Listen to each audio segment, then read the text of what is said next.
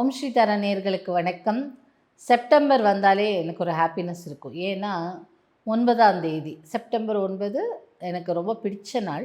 அந்த நாள் வந்து இந்த வருஷம் ரொம்ப ஸ்பெஷல். ஏன் அப்படின்னு கேட்டிங்கன்னா 99 ரொம்ப ஸ்பெஷலான நம்பர். அப்போது 9/9 2025 அப்போது 99 2025க்கு ஆட் பண்ணிங்கன்னா 2 2 2 + 2 4 4 + 5 9. ஸோ அப்போது 999 அப்படிங்கிறது இது வந்து ஒரு போர்ட்டல் ஃபார் மேனிஃபெஸ்டேஷன். போர்ட்டல்னா நுழைவு வாயில்னு சொல்லலாம். அப்போது மேனிஃபெஸ்டேஷனுக்கு நீங்கள் என்ன ஆசைப்படுறீங்களோ அது கிடைக்கிறதுக்கு இந்த போர்ட்டல் ரொம்ப உதவும். அப்போது உங்களுடைய ஆசைகள், கனவுகள் இந்த எல்லாத்தையுமே நீங்கள் என்ன பண்ணலாம் அப்படின்னா ஒரு பேப்பரோ இல்லை பிரியாணி இலையிலையோ எழுதிட்டு அதை நல்லா விஷ் இருந்தாலோ ஏதோ மந்திரம் தெரிஞ்சாலோ இல்லை நீங்கள் ரேக்கி ப்ராக்டிஷனராக இருந்தாலோ அந்த சிம்பிள்ஸ் எல்லாம் போட்டுட்டு நம்ம 2 கையிலையும் வச்சு நல்லா ப்ரே பண்ணிவிட்டு அதை வந்து நெருப்பில் சுடணும். சுட்டு அதை கரியாக்கணும். கரியான பிறகு அதை எடுத்து நம்ம எங்கேயாவது மொட்டை மாடியோ பால்கனியோ அந்த மாதிரி திறந்த வெளிக்கு போய் அப்படின்னு ஊதணும். ஊதிட்டு நீங்கள் வந்துடலாம். இது வந்து என்னென்னா உங்களுடைய ஆசைகளை, கனவுகளை எப்போவுமே நம்ம இதில் என்ன ஒரு விஷயம் அப்படின்னு பார்த்திங்கன்னா நெருப்பில் நம்ம சுடுறோம். எல்லா யாகங்களும் இதுலேயும் நெருப்பு இருக்கும். ஏன்னா நெருப்பு தான் எல்லா பஞ்சபூதத்திலேயே மேலே எரியக்கூடியது, மேலே எழும்பக்கூடியது. அதே மாதிரி நெருப்பில் தண்ணியில் ஒரு ஒரு வஸ்து போட்டாலோ கலப்படமாயிடும். இப்போ தண்ணியில் சின்னதாக ஒரு பால் ஒரு ட்ராப் இருக்கும், அந்த ஹோல் தண்ணியே கலங்கி போயிடும். அதே மாதிரி தான் காற்றில் மாசு இருக்கும், தண்ணியில் மாசு இருக்கும், பூமியில் நம்ம போடாத மாசே கிடையாது. அப்படி அந்த மாதிரி நிறைய பொல்யூட்டடாக இருக்கும். பட் நெருப்பில் மட்டும் பொல்யூஷன் எதுவும் இருக்காது. ஏன்னா ஏதாவது ஒரு பொருள் அதில் வந்தாலும் அது பொசுக்கி சாம்பல் ஆக்கிடும் இல்லையா? ஸோ அந்த மாதிரி பவித்திரமானது. அதனால தான் நம்ம முன்னோர்கள் நெருப்பு மாதிரி பவித்திரமாக இருக்கணும் அப்படிலாம் சொல்லுவாங்கள்ல. ஸோ அதுக்கு அதுதான் அர்த்தம். அப்போது நம்ம என்ன பண்ணுறோம், அந்த அக்னி தேவதாவை நம்ம கல்யாணம் பண்ணாலும் சரி, நம்ம வந்து மெயினாக அக்னி அதான் முன்னாடி வைப்போம் இல்லையா? அந்த அக்னியில் இருக்கும் வந்து சுவாகாதேவி தான் நம்மளுடைய யாகத்தில் போடுற வஸ்துக்களை எல்லாம் கொண்டு போய் கடவுளிடம் சேர்ப்பார். அந்த காட் கான்ஷியஸ்னஸ்க்கு சேர்ப்பாங்கன்னு நம்பப்படுது. அதனால தான் யாகம் போடும்போது ஸ்வாஹா ஸ்வாஹான்னு சொல்லுவோம். ஸோ ஸ்வாஹா தேவியை இன்வோக் பண்ணி அவருக்கு நம்மளுடைய விஷயங்களை கொண்டு போய் சேர்ப்பாள் அப்படின்ற ஒரு எண்ணம்.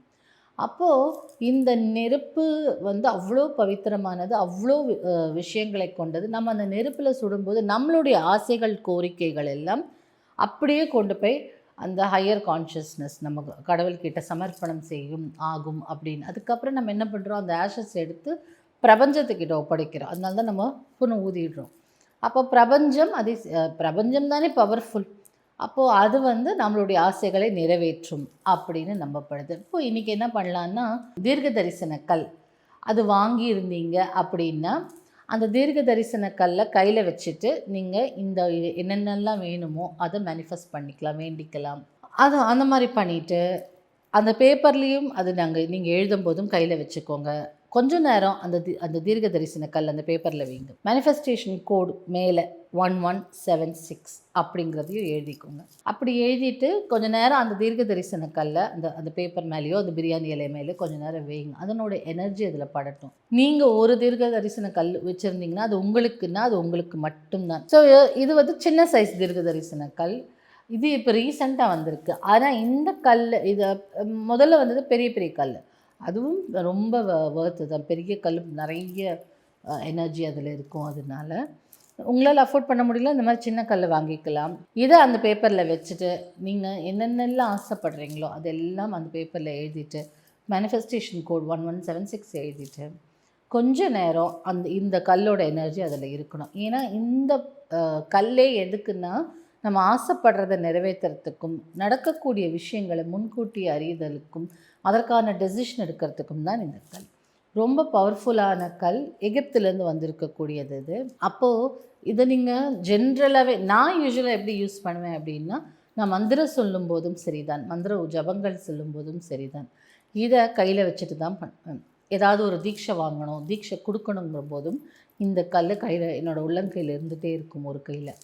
ஏன் அப்படின்னா இதனோட எனர்ஜியே பேராற்றல் கொண்டது இந்த சின்ன கல் சின்னது தான் ஆனால் வீரியம் பெருசுங்கிற மாதிரி ரொம்ப பவர்ஃபுல்லான ஸ்டோன். ஸோ இந்த 999 போர்ட்டலை வந்து தவற விடாதீங்க.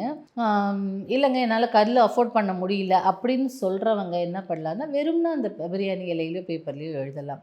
அதை தாண்டி ரொம்ப இது வந்து செவ்வாய்க்கான ஒரு நம்பருங்கிறதுனால ரொம்ப பவர்ஃபுல்லான நம்பர். அப்போது செவ்வாய் விஷயங்கள், செவ்வாய் பிரீத்திப்படுத்தணும் அப்படின்னாலும் அன்றைக்கி அந்த விஷயங்களை செய்யலாம்.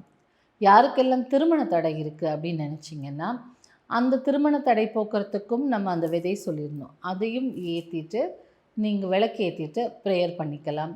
எல்லாத்துக்குமே இந்த மேனிஃபெஸ்டேஷன் பேப்பரே போதும், ஒரு தாளே போதும். நீங்கள் சப்போஸ் மணிக்கான பிரச்சனை இல்லை மணி மந்த்ரா கிளாஸ் நீங்கள் எடுத்திருந்தீங்க அப்படின்னா அந்த மந்திரங்களும் இன்றைக்கி இந்த கல்லை கையில் வச்சுட்டே சொல்லலாம். ரொம்ப எஃபெக்டிவாக இருக்கக்கூடிய நாள் தான் இந்த 999 போட்டு.